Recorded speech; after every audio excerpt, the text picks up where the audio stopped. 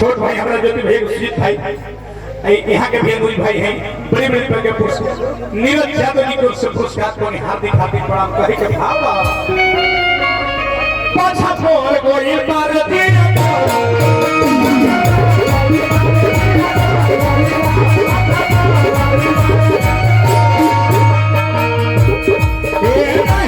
हमारा चीज से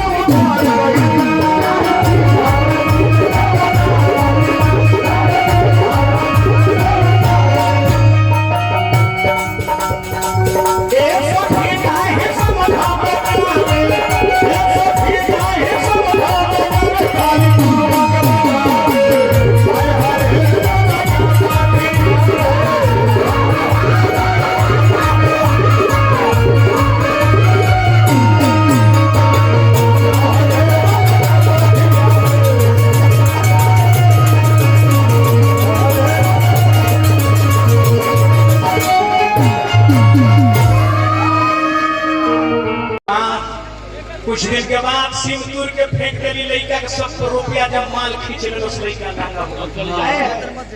लड़का चलाता क्या रे जेकरा चलते दुनिया वाला मुझे पागल करने लगे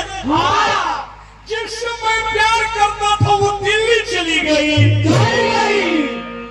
जब मैंने दिल्ली गया तो इटली चली गई मैंने सोचा कि बिजली के तार पकड़कर प्राण त्याग लूं जब मैंने बिजली पकड़ा तो बिजली चली गई लड़का सोचते कि केनियो के नाम होंगे केनियो कंपनी में काम करो सारा पैसा लेके खींच के हम बर्बाद कर दिलो उस नागिन साली डांस के बर्बाद कर दिलो गईले तो जाते स्टेशन धरे के चले तो बहरी लड़की से भेंट के लिए स्वीटी आना तो कहीं मौका लगे से भैया हाय हाय हमारा के साथ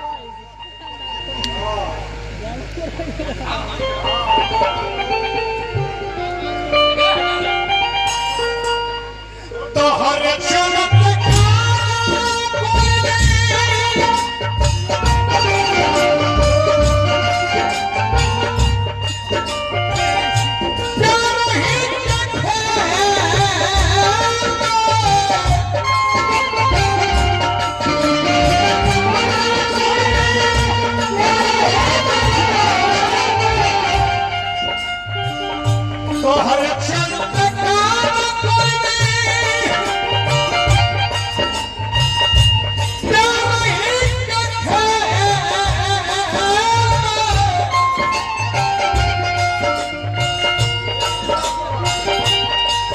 भैया हमारे नगेश्वर चौहान जी के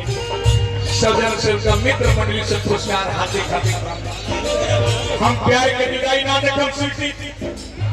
तो हम बोले निकले के पहले हमार अर्थी निकली रे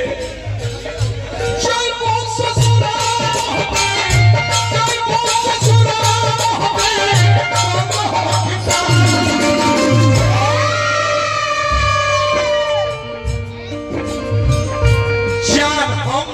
ले गई हो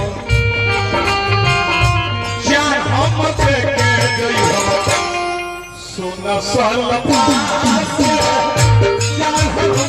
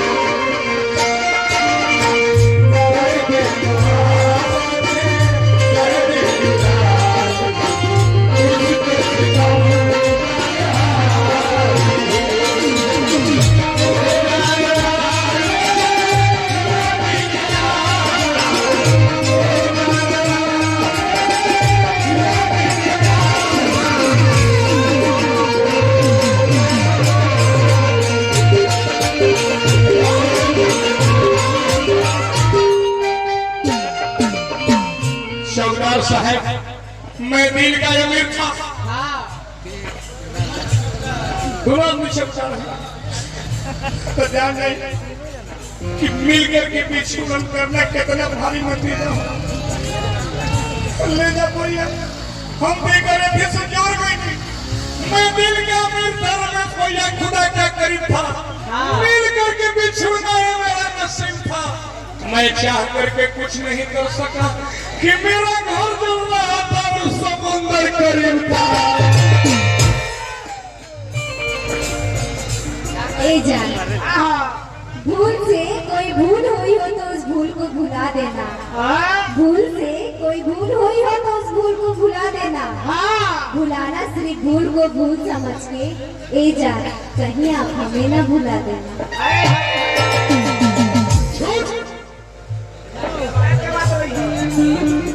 क्या बात रही है? जा बलमुआ के घर जो भला से भेंट कर ताकि देखियो मैं तर पिलुआ ना पड़ गई तू कहती है जाके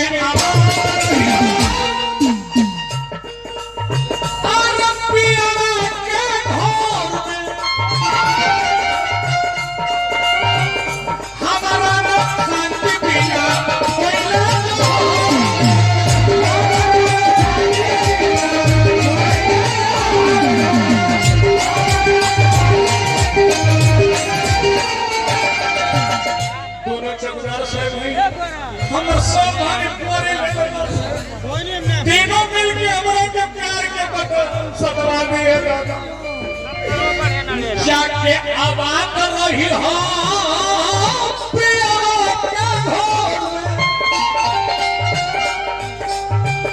हमारा न शांति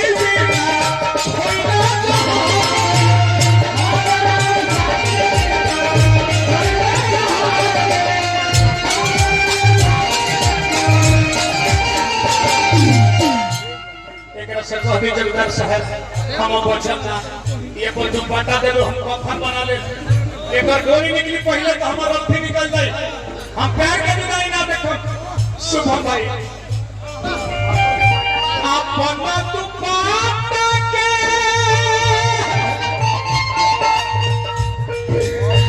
आरे को फोटो देख के